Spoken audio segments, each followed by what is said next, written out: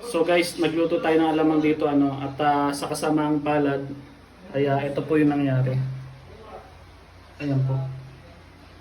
Ayan po ay nasunog.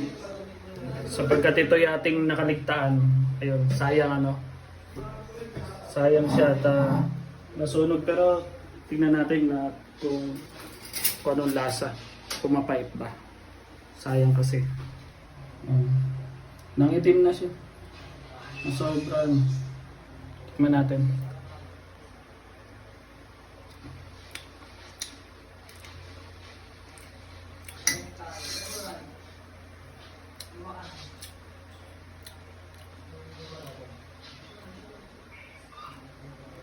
Lasang sunog.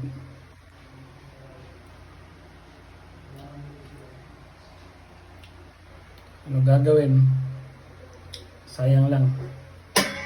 Dahil ito ay hindi na po natin pwedeng kainin sapagkat sunog na. Bawi next live tayo mga kaibigan. So yun lang po. Maraming salamat sa panonood. Bye bye.